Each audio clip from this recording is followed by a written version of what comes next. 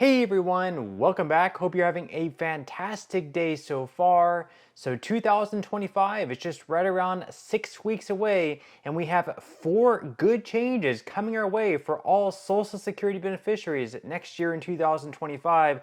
We are going to be covering what those are. But before we go ahead and dive into today's video, if you would like to receive up to $9,000 in free stocks or $9,000 in free cash, in a pinned comment below, I will be leaving a link to Webull. All you have to do is once you click on that link is just sign up for a free account and then simply deposit at least 1 penny. At that point in time, Webull will be sending you 3 free stocks worth all the way up to $9,000. Okay, so diving right into it for today. Once again, 2025 is coming up in just 6 weeks. Where did 2024 go? It seems like it was all a blur. And in today's video, once again, we are going to be going over the 4 good changes, the 4 positive changes that are going to be taking place for Social Security. Let's go ahead and dive right into this article here by the Motley Fool, where they list 3 important Social Security changes coming in 2025 that retirees must know. And of course, we're going to be adding on one bonus one at the end, which could be really good news for millions of Social Security beneficiaries. So let's go ahead and dive right into this. The first one is that Social Security benefits will get a cost of living adjustment in 2025. So annual cost of living adjustments protect the buying power of Social Security benefits by ensuring payments increase at the same pace as inflation. Without COLAs, beneficiaries would effectively receive less money with each passing year. Next year, Social Security benefits will receive a 2.5% COLA, which equates to an additional $49 per month for the average retired worker and $23 per month for the average spouse. That falls below the 10-year average of 2.75%, so the pay increase may seem unusually small, especially because beneficiaries received much larger COLAs in the last 3 years. That is very much true. Just a couple of years ago, we received a cost of living adjustment increase of 8.7%. Then there was one in the 5s, and then here we are with the one that's just 2.5%. So it's definitely coming down. That's because inflation is also not rising at the same pace that it was just a few years ago, which is a good thing. But at the same time, prices are definitely still rising. They are not declining. They are not going back. We're not seeing any type of deflation taking place. We're just seeing inflation, prices rising at a slower pace than before. Now, the second positive change taking place next year in 2025 is that Social Security's maximum retired worker benefit will also be increasing. So Social Security retired worker benefits are determined based on a person's lifetime income and claim age, such that payouts become progressively larger as income and claim age increases. The benefits formula is modified annually based on changes in the average wage, thereby ensuring Social Security payments reflect the general rise in wages that occurs over time.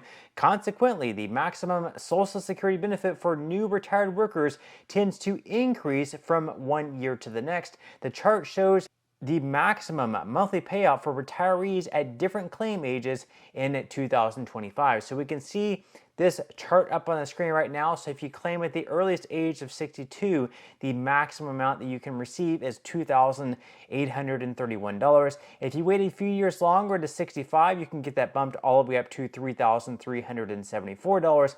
If you wait until 66, it goes all the way up to $3,795. If you wait until 67, it goes up a few hundred more, up to $4,043. And if you wait until the latest age that you can wait to claim, where it keeps increasing, you would be receiving an additional $1,000+ at all the way up to $5,108. So if you're able to max out your income and pay the most amount that you possibly can into the Social Security Trust Fund via the payroll tax, then this is going to make it possible where you can receive this amount. Of course, very few Americans actually accomplish this large amount, and there's actually been talks of having these amounts actually reduced. That way we can keep the Social Security Trust Fund solvent for a longer period of time. So that's one of the things they're talking about, perhaps reducing the maximum benefit that they do send out, with the argument being, if you maxed out your earnings every single year, more than likely you probably have other retirement accounts. More than likely you have like a maxed out 401k with a lot of money there. More than likely you have like a other retirement accounts maxed out, more than likely your house is paid off and you're in a pretty good financial shape. Now, the third positive change taking place next year in 2025 is that Social Security retirement earnings test amounts will also be increasing, so qualified workers are entitled to retirement benefits at age 62. But anyone who collects Social Security before full retirement age will have a portion of their benefits withheld if their income exceeds certain limits known as the retirement earnings test amounts.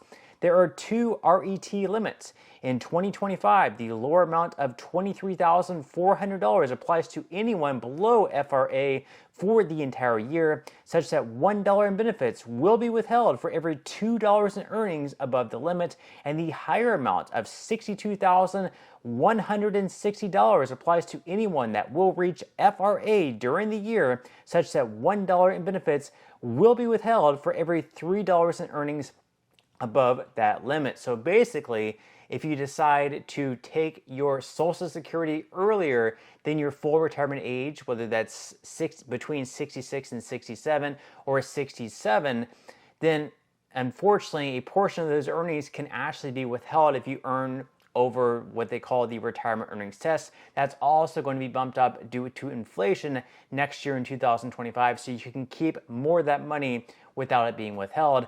And then finally, sort of our wild card big change, big positive change that might be taking place in 2025. The first three of these on our list are for sure going to be taking place in 2025, but this one more than likely has a very, very strong chance of happening is a big increase other than the cost of living adjustment. That's because there is a bill right now in Congress that already passed in the House of Representatives. It is now sitting in the Senate on Senate Majority Leader Chuck Schumer's desk, and it has a lot of support among both Democrats as well as Republicans. It actually has 62 co-sponsors in this bill. They would need 60 yes votes, and we have 62 senators signing on to this bill saying that they would for sure vote for it, that they strongly support this bill. So at this point in time, it just comes down to whether or not Senate Majority Leader Chuck Schumer is actually going to put this bill on the floor for a vote.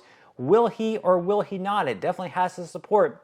This bill is called the Social Security Fairness Act. So according to CNBC, this bill would eliminate the windfall elimination provision, or WEP, that reduces Social Security benefits for individuals who worked in jobs where they did not pay Social Security payroll taxes and now receive pension or disability benefits from those employers. About 3% of all Social Security beneficiaries, which is about 2.1 million people, were affected by the WEP as of December 2023, according to the Congressional Research Service.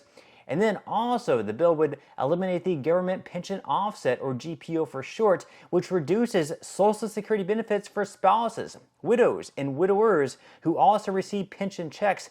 As of December, about 1% of all Social Security beneficiaries, or 745,679 individuals, were affected by the GPO, according to the Congressional Research Service. Now, these rules, which have been in effect for decades, reduce the incomes of certain retired police officers, teachers, firefighters, and other public servants, Graves said during a speech Tuesday on the House floor. So basically, if you worked a public service job, if you were a teacher, if you were a firefighter, if you were a police officer, and this is a job that you received a pension in retirement, and throughout the working years in that career you did not pay into the Social Security Trust Fund, but maybe you had a few years where you actually had a private job to sort of supplement your income, or maybe before you became a teacher or a firefighter, you worked in the private sector, and for several years you paid into the Social Security Trust Fund. Because you moved on to a public service job and now receive a pension, you are actually penalized, and you're actually end up receiving a lesser Social Security benefit just because you're also receiving a pension. So a lot of people are saying that is unfair, and they hope